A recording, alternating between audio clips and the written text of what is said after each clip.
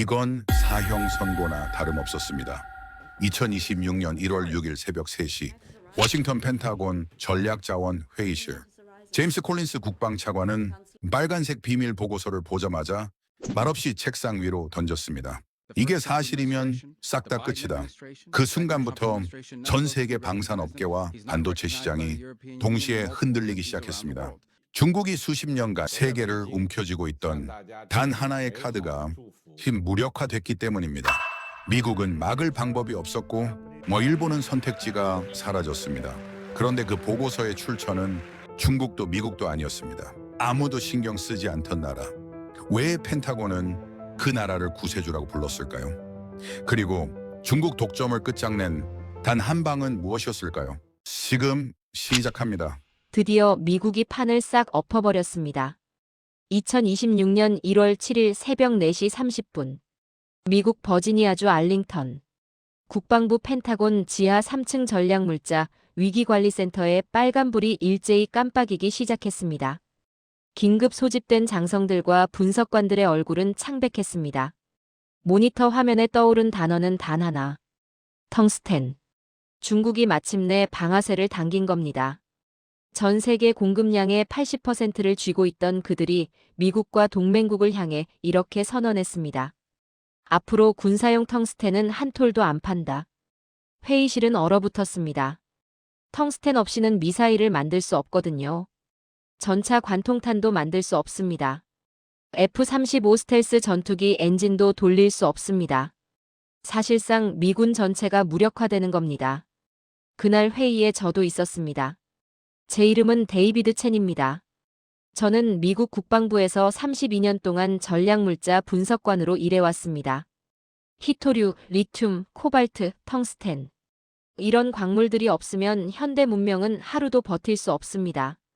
저는 그 광물들의 흐름을 추적하고 분석하는 게 제 일이었습니다. 32년 동안 수많은 위기를 봤습니다. 하지만 그날 새벽만큼 등골이 서늘했던 적은 없었습니다. 대체 어디서 텅스텐을 구한다는 말입니까? 호주는 양이 너무 적습니다. 아프리카는 정치가 불안합니다. 남미는 인프라가 없습니다. 장성 한 분이 책상을 쾅 내리쳤습니다. 대체 우리가 지난 30년 동안 대안을 왜 안 만들어놨어? 그때 한 젊은 분석관이 조심스럽게 손을 들었습니다. 장군님 한 곳 있습니다. 회의실의 모든 시선이 그에게 쏠렸습니다. 어디야? 대한민국입니다. 강원도 영월이라는 곳에 상동 광산이 있습니다. 한국? 30년 전에 폐광됐지만 최근에 재가동 준비 중입니다. 매장량이 5,800만 톤입니다. 그 순간 회의실이 술렁이기 시작했습니다. 저는 그날 밤 잠을 이룰 수 없었습니다. 한국에 텅스텐 광산이 있다고? 32년 동안 이 업계에서 일하면서 한국은 자원 빈국이라고만 알고 있었습니다. 반도체 만드는 나라, 자동차 만드는 나라, 케이팝 하는 나라. 하지만 광산, 광물 자원, 그건 제 머릿속 한국 이미지에 없었습니다. 저는 사무실로 돌아가 컴퓨터를 켰습니다. 데이터베이스를 열었죠. 숫자는 거짓말을 하지 않습니다. 검색창에 상동광산이라고 타이핑했습니다. 화면에 뜬 첫 번째 데이터를 보는 순간 저는 제 눈을 의심했습니다. 매장량 5,800만 톤. 전 세계가 중국 없이도 수십 년을 쓸 수 있는 어마어마한 양이었습니다. 더 놀라운 건 품이었습니다. 품이란 광석 속에 실제로 텅스텐이 얼마나 들어있는지를 나타내는 수치입니다. 중국산 평균이 0.7%인데 한국 상동광산은 0.44%였습니다. 잠깐. 저는 숫자를 다시 확인했습니다. 0.44%가 아니라 0.44%가 맞습니다. 이건 낮은 게 아니라 높은 겁니다. 제가 표기를 잘못 이해한 건가 싶어서 원본 지질 보고서를 찾아 읽었습니다. 틀림없었습니다. 한국 상동광산의 텅스텐 함유량은 중국 평균보다 거의 2배 높았습니다. 양도 많은데 질은 더 좋다. 이건 그냥 광산이 아니었습니다. 이건 신이 내린 선물이었습니다. 저는 키보드를 두드리는 손이 떨리기 시작했습니다. 한국 텅스텐 역사를 파고들기 시작했죠. 1960년대, 70년대 자료가 쏟아졌습니다. 당시 대한중석이라는 공기업이 있었습니다. 이 회사에서 생산한 텅스텐이 한국 전체 수출의 60%를 차지했다는 기록이 나왔습니다. 경부고속도로 건설 자금, 포항제철 건설 자금, 전부 텅스텐 수출로 번 달러였습니다. 한국의 산업화는 텅스텐 위에 세워졌던 겁니다. 그런데 1980년대 중국이 등장하면서 모든 게 바뀌었습니다. 중국은 자국 광산을 미친 듯이 개발했습니다. 그리고 인건비도 안 나오는 헐값에 텅스텐을 전 세계에 쏟아부었습니다. 일명 덤핑 공세였죠. 한국 광산들은 버틸 수가 없었습니다. 가격 경쟁이 안 됐거든요. 1994년 마침내 상동광산이 문을 닫았습니다. 폐광. 그 이후 이야기는 더 비극적이었습니다. 1997년 IMF 외환 위기가 터졌습니다. 대한중석은 민영화됐습니다. 거평그룹이라는 기업에 인수됐다가 그룹이 부도나면서 공중분해됐습니다. 이 사람 저 사람 손을 타다가 결국 2015년 캐나다의 자원 전문 기업 알몬티 인더스트리가 상동광산 지분 100%를 가져갔습니다. 많은 한국인들이 분노했다고 합니다. 땅은 우리 땅인데 주인은 캐나다라니. 이게 말이 되냐? 국부 유출 아니냐? 저도 그 심정을 이해합니다. 하지만 그날 밤 데이터를 파면 팔수록 저는 다른 생각이 들기 시작했습니다. 만약 한국이 그 광산을 억지로 붙들고 있었다면 과연 지금처럼 부활할 수 있었을까?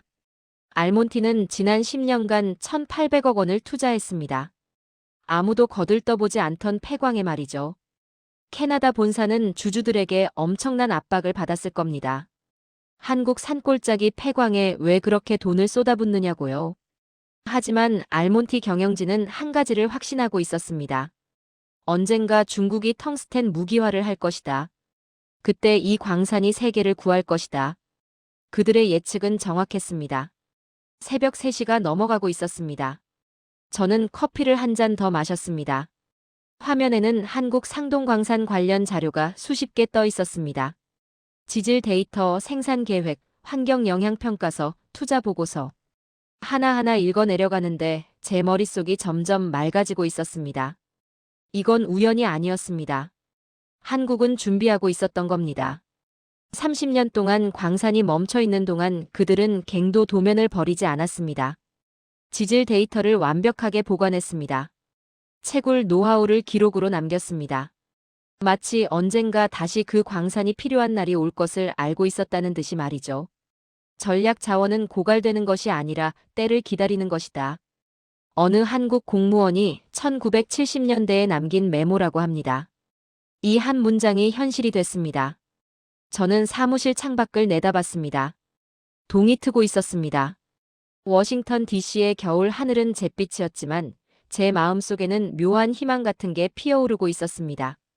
미국에게 구세주가 나타난 겁니다. 그 구세주의 이름은 대한민국이었습니다. 며칠 후 저는 국방부 브리핑룸에 서 있었습니다. 장성 7명과 국방장관 앞에서 프레젠테이션을 해야 했습니다. 주제는 단 하나. 한국 상동광산이 미국을 구할 수 있는가? 저는 첫 슬라이드를 띄웠습니다. 화면에 큼지막하게 숫자 하나가 떴습니다. 5,800만 톤. 장관이 물었습니다. 이게 얼마나 큰 양인가? 저는 답했습니다. 미군 전체가 향후 50년 동안 쓰고도 남을 양입니다. 회의실이 술렁였습니다. 한 장성이 손을 들었습니다. 품질은 어떤가? 저는 두 번째 슬라이드를 띄웠습니다.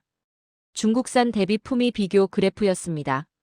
중국 평균 0.7%, 한국 상동광산 0.44%. 아니 이건 낮은 거 아닌가? 한 분석관이 질문했습니다. 저는 고개를 저었습니다. 텅스텐 품위는 숫자가 낮을수록 좋습니다. 순도가 높다는 뜻이거든요. 한국산이 중국산보다 거의 2배 좋습니다. 회의실이 조용해졌습니다. 장관이 천천히 고개를 끄덕였습니다. 계속하게. 저는 세 번째 슬라이드를 띄웠습니다. 한국의 텅스텐 가공 기술 수준이었습니다. 한국은 단순히 돌을 캐는 게 아닙니다. 산화 텅스텐 중간재를 만듭니다. 육불화 텅스텐 가스를 만듭니다. 반도체 공정에 들어가는 초정밀 텅스텐 타겟을 만듭니다. 원료 채굴부터 최종 제품까지 수직 계열화가 완성돼 있습니다. 한 장성이 끼어들었습니다. 잠깐. 한국이 반도체도 만들고 자동차도 만들고 이제 텅스텐까지 한다고? 저는 고개를 끄덕였습니다. 그뿐만이 아닙니다. 한국은 K9 자주포를 만듭니다. 현무 미사일을 만듭니다. 여기 들어가는 핵심 관통자가 전부 텅스텐 합금입니다. 예전에는 소재를 수입해서 만들었다면 이제는 원료부터 무기까지 메이드 인 코리아 완전 자급이 가능합니다. 회의실이 웅성거렸습니다. 장관이 팔짱을 끼고 물었습니다. 소유권이 캐나다 회사라며? 저는 준비한 답을 꺼냈습니다. 맞습니다. 하지만 알몬티사는 한국 정부와 약속했습니다. 생산량의 55% 이상을 무조건 한국 기업에 우선 공급하겠다고요. 그리고 나머지 45% 중 상당 부분을 미국과 동맹국에 배정하기로 했습니다. 장관이 저를 똑바로 쳐다봤습니다. 그럼 우리가 할 일은 뭔가? 저는 마지막 슬라이드를 띄웠습니다. 화면에 단어 하나가 떴습니다. 신뢰. 중국은 30년 동안 저가 공세로 세계 시장을 장악했습니다. 하지만 그들은 결정적 순간에 공급을 무기화했습니다. 한국은 다릅니다. 한국은 지난 60년간 단 한 번도 약속을 어긴 적이 없습니다. 베트남 전쟁 때도 왔습니다. 걸프전 때도 왔습니다. 아프간에도 이라크에도 왔습니다. 한국은 미국에 가장 신뢰할 수 있는 동맹입니다. 장관이 천천히 고개를 끄덕였습니다. 좋아. 특사단을 보내자. 당장. 그렇게 해서 일주일 후 저는 인천국제공항에 내리고 있었습니다. 특사단 7명 중 1명으로 선발된 겁니다. 국방부 고위 장성 2명, 국무부 관료 1명, 상무부 통상 담당 1명, 그리고 저를 포함한 분석관 3명. 우리의 임무는 명확했습니다. 상동광산을 직접 눈으로 확인하고 한국 정부와 장기 공급 계약을 협상하는 것. 2026년 2월 어느 추운 아침이었습니다. 우리는 서울에서 동쪽으로 2시간을 달려 강원도 영월이라는 작은 도시에 도착했습니다. 산으로 둘러싸인 조용한 곳이었습니다. 인구 4만 명. 미국으로 치면 작은 시골 마을이죠. 하지만 이 작은 도시가 21세기 자원 전쟁의 중심이 될 줄은 그 누가 알았겠습니까? 우리는 헬기를 탔습니다. 산맥을 넘어 상동광산으로 향했습니다. 창밖으로 끝없이 펼쳐진 산봉우리들이 보였습니다. 한 장성이 중얼거렸습니다. 이런 오지에 광산이 있다고? 저도 같은 생각이었습니다. 하지만 10분 후 헬기가 착륙하면서 우리가 본 풍경은 상상을 초월했습니다. 거대한 첨단 시설이 산 중턱에 자리 잡고 있었습니다. 최신 채굴 장비들이 윙윙거리며 돌아가고 있었습니다. 갱도 입구에는 스마트 안전 시스템이 설치돼 있었습니다. 정제 공장에서는 흰 연기가 피어오르고 있었습니다. 이건 폐광이 아니었습니다. 이건 21세기 최첨단 스마트 광산이었습니다. 알몬티 현장 책임자가 우리를 맞이했습니다. 캐나다 출신이었지만 한국에서 10년을 살았다고 했습니다. 그는 우리를 갱도 안으로 안내했습니다. 엘리베이터를 타고 지하로 내려갔습니다. 100m, 200m, 300m. 깊은 어둠 속으로 들어가는 기분이었습니다.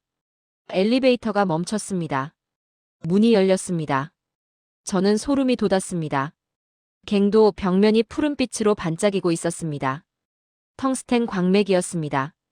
LED 조명을 비추자 마치 은하수처럼 빛났습니다. 한 장성이 벽에 손을 대며 중얼거렸습니다. 믿을 수가 없군. 책임자가 설명했습니다.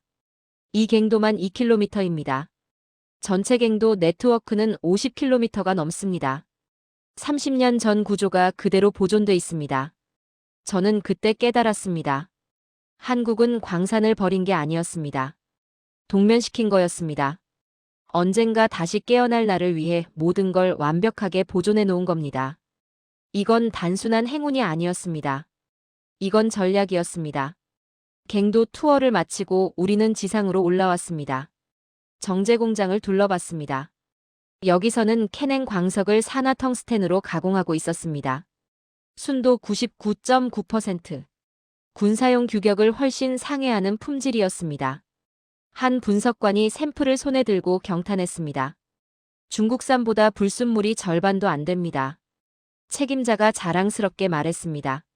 한국 기술자들은 디테일에 미쳤습니다. 0.001% 차이도 그냥 넘어가지 않습니다. 그게 한국입니다. 저는 고개를 끄덕였습니다. 32년간 이 업계에서 일하면서 배운 게 있습니다. 자원은 땅에서 나오지만 기술은 사람에게서 나온다는 것. 한국에는 땅도 있고 사람도 있었습니다. 오후에 우리는 한국 정부 관료들과 회의를 했습니다. 산업통상자원부 차관이 나왔습니다. 국방부 조달본부장도 배석했습니다. 우리 특사단장이 입을 열었습니다. 한국의 텅스텐이 미국에 얼마나 중요한지 설명할 필요는 없을 것 같습니다. 우리는 장기 공급 계약을 원합니다. 최소 20년. 가능하면 30년. 한국 차관이 답했습니다. 미국은 우리의 가장 중요한 동맹입니다. 하지만 솔직히 말씀드리면 줄 서신 분들이 많습니다. 일본도 왔습니다. 독일도 왔습니다. 프랑스도 관심을 보이고 있습니다. 저희도 고민이 많습니다. 특사단장이 앞으로 몸을 기울였습니다. 무엇이 필요하십니까? 차관이 잠시 침묵했습니다. 그리고 천천히 입을 열었습니다. 신뢰입니다. 미국이 진정으로 한국을 파트너로 대우한다는 신뢰. 2019년 일본이 우리에게 수출 규제를 했을 때 미국은 중재하지 않았습니다. 중국이 사드 보복을 했을 때도 마찬가지였습니다. 한국은 늘 미국 편이었지만 미국이 늘 한국 편이었던 건 아닙니다. 회의실이 조용해졌습니다. 차관이 계속했습니다. 우리는 텅스텐을 팔고 싶은 게 아닙니다. 우리는 진정한 파트너십을 원합니다. 기술 협력, 방산 협력, 반도체 협력. 한국을 단순한 공급처가 아니라 핵심 동맹으로 대우해 주십시오. 그러면 한국은 미국이 필요로 하는 모든 것을 제공할 것입니다. 특사단장이 고개를 끄덕였습니다. 알겠습니다. 본국에 보고하겠습니다. 회의가 끝나고 우리는 호텔로 돌아왔습니다. 저는 방에 혼자 남아 창밖을 내다봤습니다. 영월의 밤 풍경이 보였습니다. 작은 도시였지만 활기가 넘쳤습니다. 외국인 엔지니어들이 거리를 걷고 있었습니다. 레스토랑에는 불이 환하게 켜져 있었습니다. 30년 전 이 도시는 죽어가고 있었습니다. 광산이 문을 닫으면서 일자리가 사라졌습니다. 젊은이들이 떠났습니다. 학교가 폐교됐습니다. 하지만 지금 이 도시는 다시 살아났습니다. 텅스텐이 돌아오면서 사람들도 돌아왔습니다. 희망도 돌아왔습니다. 저는 노트북을 열어 보고서를 쓰기 시작했습니다. 제목은 이렇게 달았습니다. 한국 상동광산 전략적 가치 평가 및 장기 협력 방안. 타이핑을 하는데 문득 이런 생각이 들었습니다. 제가 지난 32년 동안 한국을 얼마나 과소평가했는지. 저는 한국을 늘 일본의 아류 정도로 생각했습니다. 기술은 좋지만 원천 기술은 없는 나라. 조립은 잘하지만 혁신은 못하는 나라. 제 생각이 완전히 틀렸습니다. 한국은 1960년대 세계 최빈국 중 하나였습니다. 1인당 국민소득이 100달러도 안 됐습니다. 하지만 그들은 텅스텐을 팔아 고속도로를 깔았습니다. 제철소를 세웠습니다. 반도체 공장을 지었습니다. 그리고 지금 다시 텅스텐으로 돌아왔습니다. 하지만 이번에는 단순히 캐서 파는 게 아닙니다. 원료부터 가공, 최종 제품까지 완전히 통제합니다. 이건 진화입니다. 한국은 자원 빈국에서 자원 강국으로 진화한 겁니다. 더 정확히 말하면 한국은 자원과 기술을 모두 가진 유일한 나라가 됐습니다. 저는 타이핑을 멈추고 생각에 잠겼습니다. 중국은 자원은 많지만 기술이 부족합니다. 미국은 기술은 있지만 자원이 없습니다. 일본은 기술은 있지만 자원은 더 없습니다. 한국만이 둘 다 가졌습니다. 이건 우연이 아닙니다.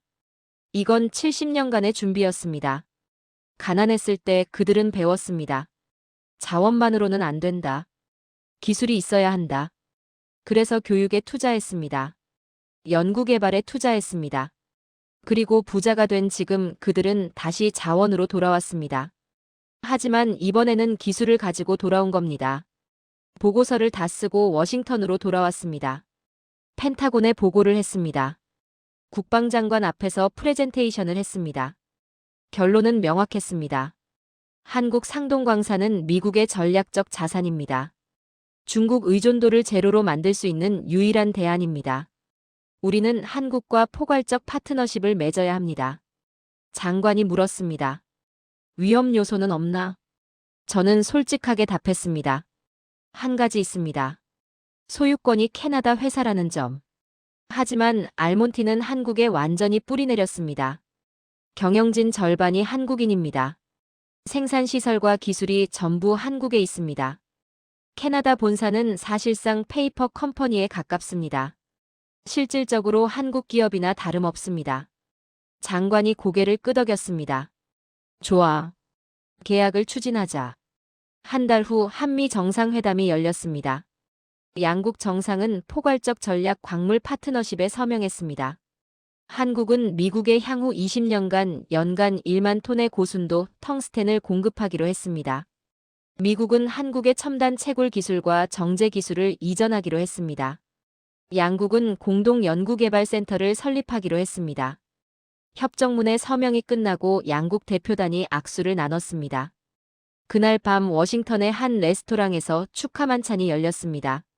저도 초대받았습니다. 한국 차관이 저를 보고 다가왔습니다. chen 박사님, 당신의 보고서가 없었다면 이 협정도 없었을 겁니다. 감사합니다. 저는 고개를 저었습니다.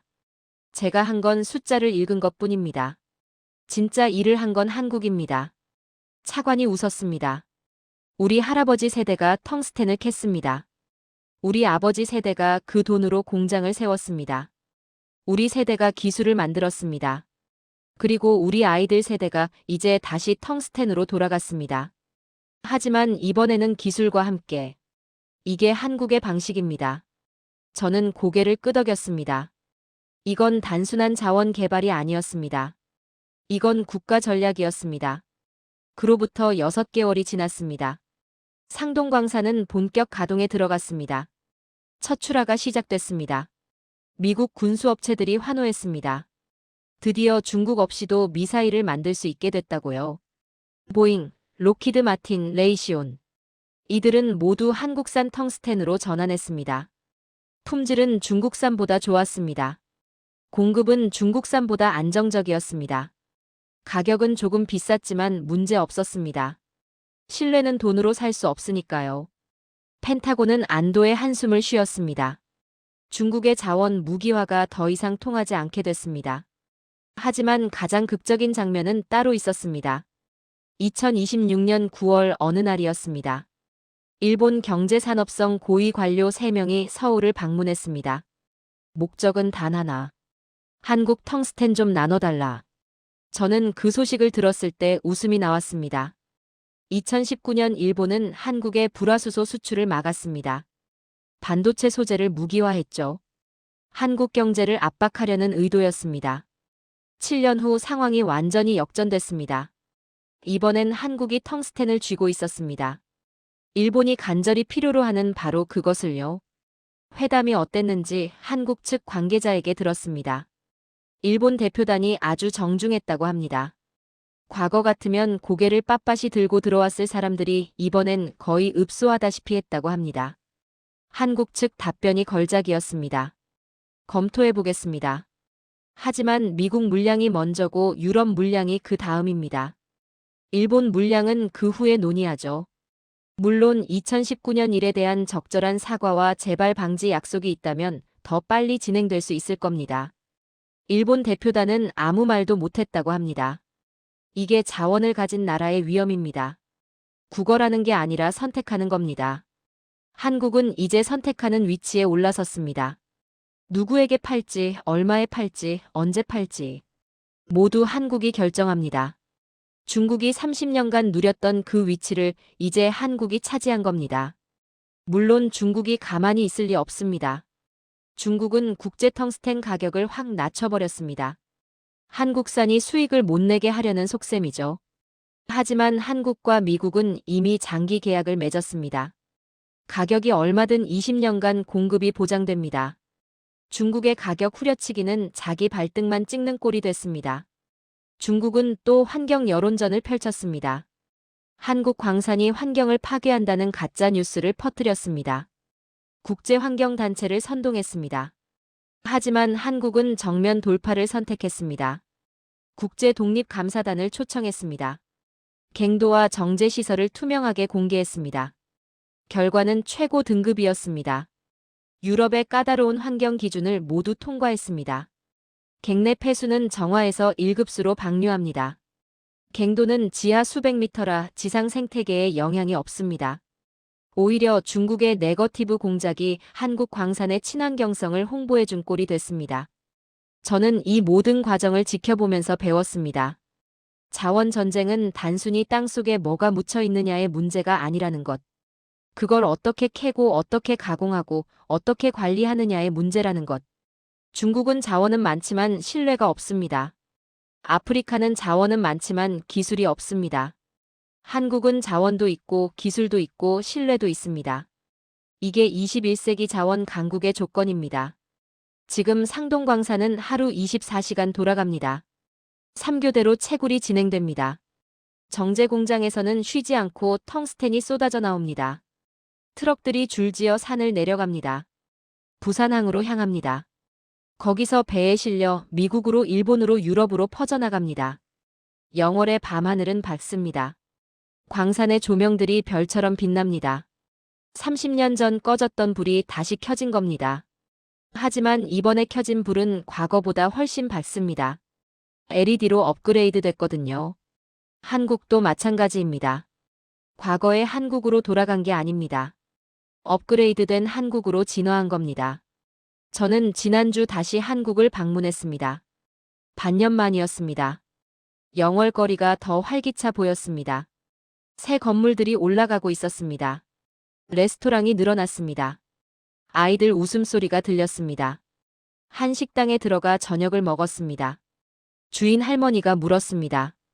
어디서 오셨어요? 미국에서 왔습니다. 아이고, 먼 데서 오셨네요. 여기는 뭐하러 오셨어요? 텅스텐 때문에 왔습니다. 할머니가 환하게 웃었습니다. 아이고, 텅스텐. 옛날에는 텅스텐 값이 똥값이 돼서 우리가 망했는데 이제는 그 텅스텐이 다시 우리를 살리네요. 오래 살고 볼 일이야. 저는 고개를 끄덕였습니다. 정말 오래 살고 볼 일입니다. 다음 날 광산을 다시 방문했습니다. 책임자가 새로운 계획을 설명해 줬습니다. 2단계 확장 공사를 시작한다고 합니다. 생산량을 2배로 늘린다고 합니다. 3단계에서는 더 깊은 곳을 팔 계획이라고 합니다. 매장량이 5,800만 톤이라고 했지만 실제로는 그보다 훨씬 많을 거라고 합니다. 100년은 캘 수 있다고 했습니다. 100년. 제 손자 세대까지 이 광산이 돌아간다는 뜻입니다. 한국의 텅스텐이 21세기 내내 세계를 먹여 살릴 수 있다는 뜻입니다. 저는 갱도 입구에 서서 깊은 어둠을 바라봤습니다. 저 아래 수백 미터 지하에 인류의 미래가 잠들어 있습니다. 아니, 잠들어 있는 게 아니라 깨어나고 있습니다. 30년의 긴 잠에서 깨어나 다시 세상을 밝히고 있습니다. 한국이 그 잠을 깨웠습니다. 포기하지 않고 기다렸습니다. 데이터를 지켰습니다. 기술을 갈고 닦았습니다. 그리고 때가 왔을 때 준비돼 있었습니다. 이게 한국입니다. 위기를 기회로 바꾸는 나라. 절망을 희망으로 바꾸는 나라. 자원 빈국에서 자원 강국으로 스스로를 재창조하는 나라. 32년 동안 저는 수십 개 나라의 광산을 봤습니다. 호주의 금광, 칠레의 구리 광산, 콩고의 코발트 광산. 하지만 한국의 텅스텐 광산만큼 감동적인 곳은 없었습니다. 왜냐하면 여기는 단순한 광산이 아니거든요. 여기는 한민족의 의지가 구현된 곳입니다. 가난을 딛고 일어선 의지. 위기에 굴하지 않는 의지. 미래를 준비하는 의지. 그 의지가 푸른 광맥으로 빛나고 있습니다. 워싱턴으로 돌아오는 비행기 안에서 저는 보고서를 썼습니다. 제목은 이렇게 달았습니다. 한국 텅스텐 모델 마이너스 자원 안보의 새로운 패러다임. 핵심 내용은 이랬습니다. 21세기 자원 강국은 단순히 자원을 가진 나라가 아니다. 자원과 기술과 신뢰를 모두 가진 나라다. 한국이 바로 그 모델이다. 미국은 한국을 배워야 한다. 자원이 있을 때 기술에 투자해야 한다. 자원이 없을 때도 데이터를 지켜야 한다. 단기적 이익보다 장기적 전략을 택해야 한다.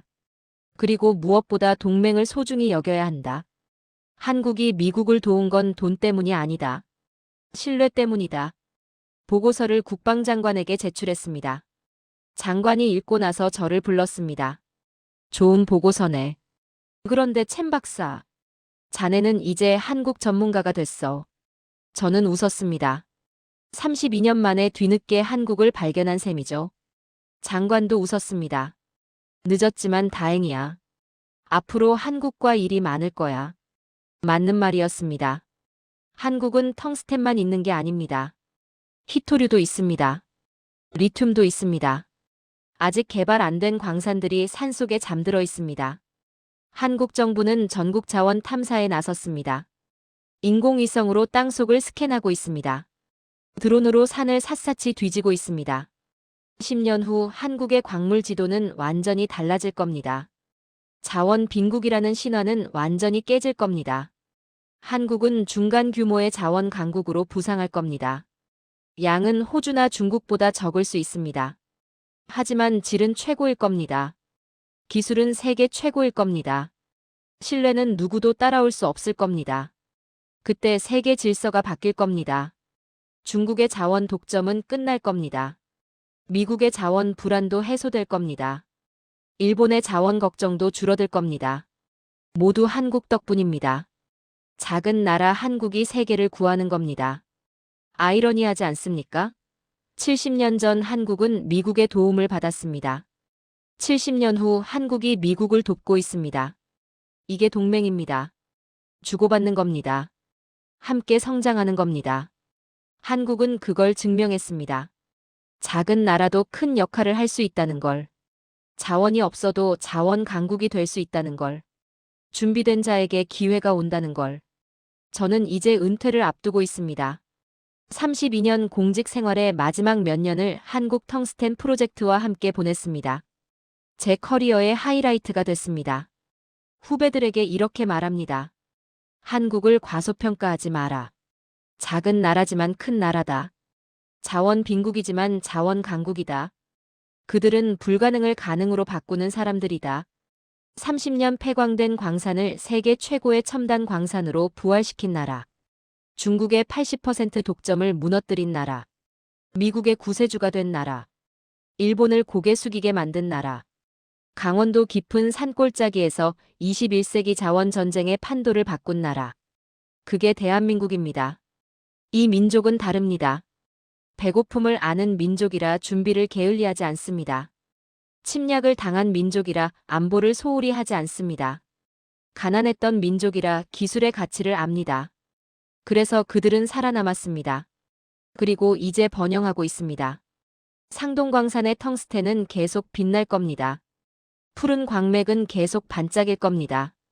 갱도의 불은 계속 켜져 있을 겁니다. 100년 후에도 200년 후에도 말입니다. 그때도 사람들은 이렇게 말할 겁니다. 21세기 초 세계가 자원 전쟁으로 흔들릴 때 한국이 있었다고. 작지만 강한 나라 한국이 세계를 구했다고. 저는 그 이야기를 증언할 수 있어서 영광입니다. 32년 공직 생활 중 가장 보람 있는 일이 한국과 함께 일한 것입니다. 제 생각이 틀렸다는 걸 깨닫게 해준 나라. 자원 빈국이 아니라 준비된 자원 강국이라는 걸 가르쳐준 나라. 신뢰가 얼마나 소중한지 보여준 나라. 감사합니다, 대한민국. 그리고 축하합니다. 이제 한국의 시간입니다. 21세기는 준비된 자의 시대입니다. 한국은 준비돼 있었습니다. 30년 동안 조용히 기다리며 준비했습니다. 그리고 때가 왔을 때 완벽하게 준비돼 있었습니다. 이것이 한국의 방식입니다. 세계는 이제 한국을 주목합니다. 작은 나라가 아닙니다. 강한 나라입니다. 자원 빈국이 아닙니다. 자원 강국입니다. 구걸하는 나라가 아닙니다. 선택하는 나라입니다. 도움받는 나라가 아닙니다. 도움 주는 나라입니다. 여러분이 자랑스러워해야 합니다. 여러분의 할아버지가 텅스텐을 캤습니다. 여러분의 아버지가 그 돈으로 나라를 세웠습니다. 여러분이 기술을 만들었습니다. 여러분의 아이들이 이제 세계를 이끌 겁니다. 텅스텐과 함께, 기술과 함께, 신뢰와 함께. 여러분 댓글로 대한민국을 응원해 주십시오. 우리는 자원 빈국이 아닙니다. 우리는 준비된 자원 강국입니다. 강원도 땅 밑에 잠든 푸른 빛이 세계를 밝히고 있습니다. 이것이 대한민국의 기적입니다. 이것이 우리의 이야기입니다. 여러분 가정에 따뜻한 행복이 가득하시길 진심으로 바라겠습니다. 건강하시고 행복하십시오. 피땀 흘려 일군 자랑스런 우리 한국. 이제 한국의 시간입니다. 시청해 주셔서 감사합니다.